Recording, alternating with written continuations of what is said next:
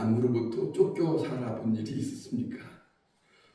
또 황당한 일을 당한 일 때문에 참 피신하고 도망당긴 다른 일들이, 그런 일들이 있다면 참으로 힘겨울 일일 것입니다. 우리가 지금 사무엘상에서 보고 있는 다윗이라고 하는 사람은 왕으로부터 쫓김을 당해서 도망다녀야 하는 그런 형편. 그런데 진작 다윗은 죄가 없는 사람입니다. 그의 잘못이 없이 억울하게 그렇게 피난하면서 살아야 하는 그런 처지에 놓여 있는 한 사람의 모습을 우리가, 그 삶을 우리가 보고 있습니다. 다윗이 피난길을 떠나는데 우리가 다시 한번 생각하는 것은 사울 때문에 피난하지만 그를 저주한 일이 없습니다. 그에게 욕한 일도 없습니다. 그에게 대항하는 일도 없을 뿐만 아니라 미워하지도 않았고 변함없이 그를 왕으로 그렇게 대하고 있다는 것을 우리가 꼭 기억해야 할 일입니다. 왜 그러냐면 우리가 살아가는 동안에 내가 원치 않는 일을 이와 같은 입장처럼 당할 수 있는데 우리는 다윗과 같이 그럴 수 있을까? 그지요. 왜 저 사람이 나한테 그럴까? 왜 저 사람은 나한테 이렇게 쫓아다니면서 살까? 하면서 많은 고민을 하면서 대항하는 마음도 있고 미워하는 마음도 있을 수 있습니다만은 다윗이라는 사람은 수나를 이렇게 대하지만은 그는 그런 마음이 없더라는 것이죠. 이 모습을 생각하면 예수님은 제자가 되려면 자기 십자가를 지어야 된다고 말씀하셨던 말씀이 있습니다. 예수님이 그러고 같이 말씀하신 것처럼 이 다윗은 자기 십자가와 같은 것을 지고 있다. 그렇게 담당하고 변함없이 내가 져야 할 일이니까 상대방에게 뭐라고 할 필요가 없다. 이런 모습이 담겨져 있지 않나 하는 그런 생각을 해봅니다.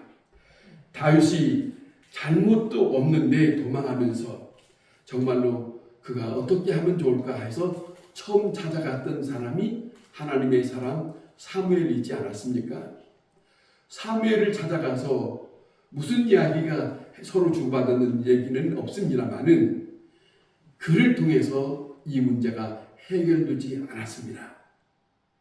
무슨 말씀이냐면 우리는 때때로 어려운 일을 당할 때 그래도 적어도 하나님의 사람, 능력 있는 사람, 하나님과 친하다고 하는 사람, 그런 사람들 앞에 가서 무언가 해결점을 찾으려고 하는 것이 오늘 우리 기독교인들에게 없지 않아 많습니다. 그런데 이 다윗이 이런 입장에서 다윗도 뭔가 해결해 보려고 사무엘을 찾아보지 않았겠습니까? 그러나 사무엘을 찾았다고 해서 이 문제가 해결되지 않았더라는 것이죠. 그 모습이 여기에 담겨 있고요. 자, 그런데 도망하다가 다시 한번 이제는 제대로 먹지 못하고 이제는 남에게 또 부걸해야 할 신세가 되어서 여기 아히멜렉이라고 하는 제사장을 아마 찾아갔던 것 같습니다. 제사장한테 갑자기 가니까 제사장이라는 사람도 놀랍니다. 왜 저 다윗이 왔을까 하는 떠는 모습이 있다는 거죠. 그래서 물어봅니다. 네가 어찌하여 여기 왔느냐 하고 묻습니다. 물어봤을 때 다윗이 지금 오늘 이 본문에 말하고 있는 내용을 가만히 보면 자기의 변명을 합니다. 다시 말하면 자기 입장을 소고상하게 아주 순수한 입장을 얘기하지 아니하고 변명이요 거짓스러운 얘기를 하지 않습니까? 사울이 보내서 이렇게 했다라고 하는 그런 이야기를 하지 않습니까? 그러나 그 아히멜렉은 그대로 받아들이고 그 다음에 이제는 이 다윗을 대하는 입장을 우리가 이 본문에서 봅니다. 그렇게 하는데 이렇게 할 때에 이 다윗은 그에게 요구합니다. 떡 5덩이가 있습니까? 그리고 이제는 내게 줄 것이 있습니까? 라고 하지만은 이 마음에는, 다윗의 마음에는 이런 마음이 있을 거예요. 자기가 진실하게 얘기했더라면 내가 다윗을 배반하고 도망하는 줄 알았다면 아히멜렉이 나를 죽일 수도 있었을 것이고, 또 한편으로 생각하면 사울 왕에게 고발할 수 있을 것이라고 아마 생각했기 때문에 아마 자기는 자기 딸의 이 현실을 모면하기 위해서 약간의 거짓말을 할 수밖에 없지 않았을까 하는 그런 생각이 듭니다. 다윗은 이 문제로 인해서 이후에 제사장 일을 맡아서 수고했던 많은 사람 85명이 사울 왕이 죽였다고 하는 말을 듣습니다.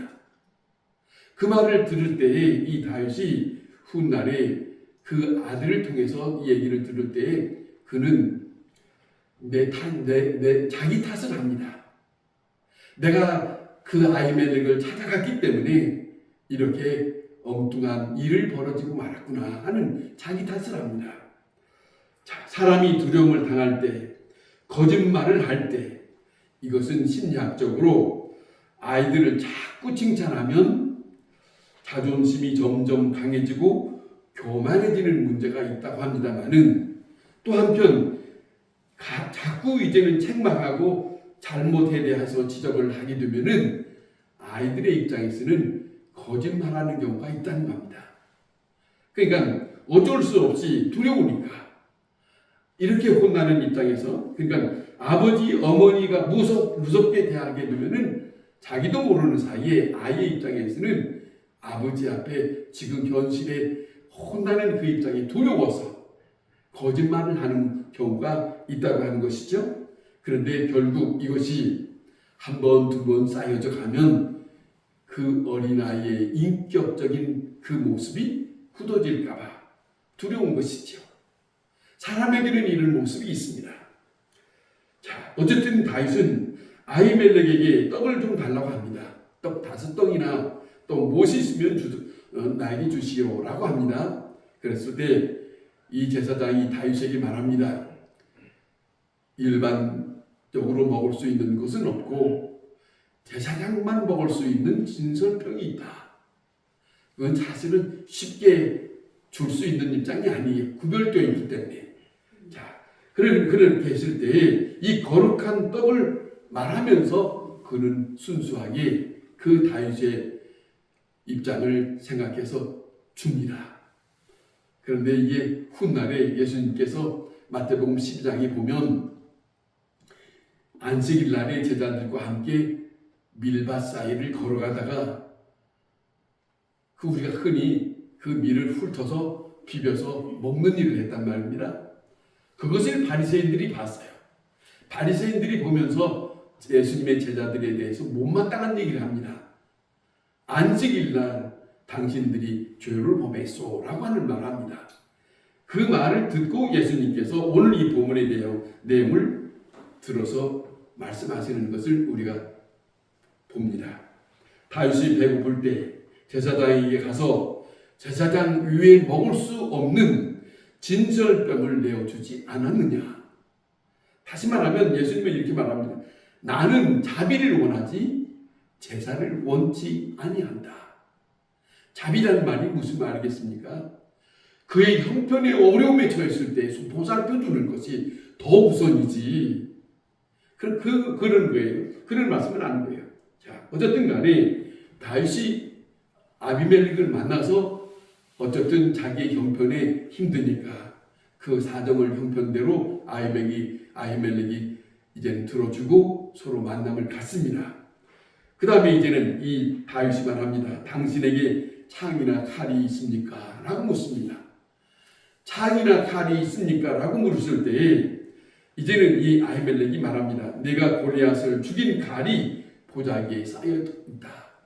그러니까 그것을 가지려거든 가지라 하고 말합니다. 그때로부터 이 다윗이 이제는 무기를 가진 사람이 됩니다. 자, 그리고 다윗은 사울이 두려워서 이웃나라, 오늘 이 본문에 보면 이웃나라에 아기스라고 하는 가드왕 아기스라고 하는 그 사람을 찾아가게 되지 않습니까? 그런데 아기스 신하들이 다윗을 보면서 다윗이라는 사람이 블레셋과 싸워서 승리하고 돌아올 때 많은 사람들이 춤추면서 사울은 전천이요 다윗은 만만이라고 노래 불렀던 그 사람이 당신 아닙니까? 라고 하는 거죠. 자, 그 다윗이 우리 앞에 있습니다라고 하는 거죠. 그 신하들이. 그렇게 했을 때에 이 다윗은 여기에서 다시 자기 형편에 지금 뭔가가 해야 이 도발 상황을 모면할 수 있으니까 정말로 할 수 없는 일을 하는 거죠. 자, 여기 보면 오늘 이 본문에 보면 13절에 보면 침을 질질 흘리면서 대문짝을 극적이면서 침이 수염에 흐를 정도로 그런 그 모습을 했다. 그런 이상한 행동을 했다. 이것도 하나의 뭔가를 좀 모면해 보려고 변형적인 모습을 가지고 있는 거 아니에요? 그렇게 당당했던 이 다윗의 모습, 그렇게 아주 두려움 없이 당당했던 이 다윗의 모습이 이런 모습이 되었습니다. 자, 생각해 볼까요? 어려운 시험을 당할 때, 두려움이 있을 때, 누구나 할 것 없이 사람들은 약해져 있는 상태입니다. 그럴 때 많은 사람들은 현재의 상황만 생각합니다. 내 입장만 생각하고 현재 있는 모습만 여기에 이제는 굳어지고 말지 않습니까? 그런데 현재의 상황만 집착하게 되면 아무것도 생각할 수 없게 된다는 것이죠. 다윗이라는 사람이 얼마 전만 해도 여호와의 이름을 부르면서 당당했던 사람이지만은 지금은 그 모습이 없어요. 자, 그런 형편을 아시는 하나님께서 우리가 함께 들어봐야, 성경에서 말씀하시는 말씀을 우리가 함께 들어봐야 됩니다. 여호와를 의지하는 자를 주님은 도우신다고 말씀합니다. 이사야 41장에 보면 이스라엘 백성, 하나님의 백성과 함께하는 여호와 하나님께서 이렇게 말씀하십니다. 두려워 말라, 내가 너와 함께함이니라. 놀라지 말라, 나는 내 하나님이 됨이니라. 내가 너를 굳세게 하리라. 참으로 너를 도와주리라. 참으로 나의 의로운 오른손으로 너를 붙들리라. 내 오른손을 붙들고 내게 이르기를 두려워하지 말라, 내가 너를 도우리라. 그렇게 할 것이라고 주님은 이스라엘 백성들에게 말씀하셨어요. 주 여호와 하나님을 의지하는 사람에게는 하나님이 내가 너의 하나님이 되어주마, 내가 너를 도와줄 것이다. 오히려 하나님이 사람들에게 부탁하는 입장에 있어요. 너희가 나를 의지하라. 너희가 나를 찾으라. 너희가 나를 구하면 내가 너희의 입장이 될 것이다. 다시 한번 생각해 볼까요? 우리가 본문을 쭉 함께 교독한 내용 속에 보세요. 사울은 가해자예요. 다윗은 억울함에 있는 피해자의 입장입니다. 자, 이런 상황 속에 앞으로 우리가 이 성경을 알듯이 앞으로 이스라엘의 두 번째 왕이 될 다윗입니다마는 하나님은 그 왕을 이미 사무엘을 통해서 기름 붓는 일을 하셨지만은 하나님은 왕의 자리를 쉽게 허락하지 않습니다. 무슨 말씀이냐면 거기까지 이르기까지 모든 과정을 잘 감당할 수 있는 사람, 그러잖아요. 자기 십자가 어려운 일들을 잘 감당할 수 있는 것을 하나님은 그 다윗이 어떻게 하는가를 보고 있다고 하는 사실을, 무슨 말씀이냐면 우리는 어려운 일을 당하면 이것이 빨리 내게서 끊어지고 없어졌으면 좋겠다라고 하는 것을 원하지만은 그렇게 기도해요. 그렇게 바래요. 그러지만은 본문을 우리가 보면 하나님은 그렇게 하지 않으십니다. 하나하나를 어려운 상황 하루하루를 어떻게 견뎌가는 건지, 어떻게 참고 이기는 건지, 이것을 주님은 보시고 있다는 것을 우리는 잊어서는 안 된다. 다시 말하면 왜 하나님은 이 형편을 모르십니까? 우리의 입장은 그래요. 그러나 왜 하나님이 모르시겠어요? 다 아시는 하나님이 왜 다윗이 고난당하고 다윗이 이렇게 어려운 가운데 있는 것을 왜 모르겠습니까? 나는 이 다윗의 입장을 보시면서 우리가 생각할 것은 하나님은 사무엘을 통해서도 그의 형편을 도와주지 않았고요. 아히멜렉을 찾아가서도 그의 형편을 도움을 받지를 못했습니다. 우리가 이 부분을 다시 한번 들여다봐야 한다는 거죠. 무슨 말이냐면 다시 말씀드리면 하나님은 이 과정을 어떻게 감당하고 있을 것이냐. 그걸 잊지 마시고 끝까지 참고 견디는 다윗의 모습을 주님은 원하시고 있는 것이 아니야. 그것이요. 예수님은 요한복음 14장에 말씀합니다. 제자들에게 말씀하십니다. 너희는 왜 두려워하느냐? 그러잖아요. 너희는 왜 두려워하느냐? 하나님을 믿으니 또 나를 믿으라. 엄청난 말씀을 보이지 않는 하나님께서 믿고 의지하는 사람이 되기를 원하시는 것이 우리가 믿는 주 여호와요 예수 그리스도이십니다. 그분과 나 사이에 이 현재의 상황 속에서 나는 어떻게 살아갈 것인가?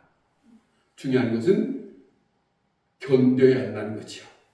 인내해야 한다는 거죠. 그 과정에서 내 마음이 흐트러져서는 안 된다는 것을 잘 보여주고 있어요. 첫 번에 말씀드린 것처럼 이 다윗은 억울한 일을 당하고 있는 입장이지만 사울을 미워하지 않았고 사울을 대항하지 않았고 사울을 함부로 대하지 않았습니다.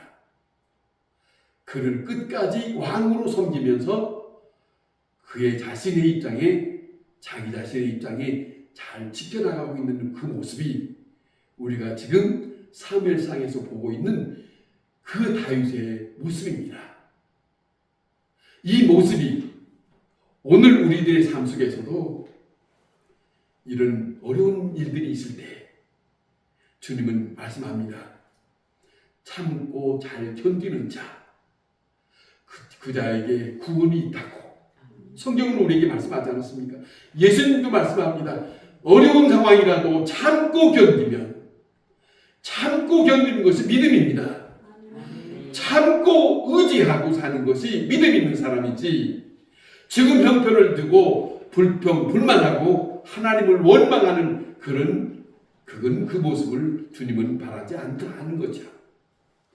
주님이 원하시는 뜻이 무엇인지 주님이 바라시는 것이 무엇인지 이미 일찍이 우리에게 말씀합니다. 나는 너와 함께할 거다.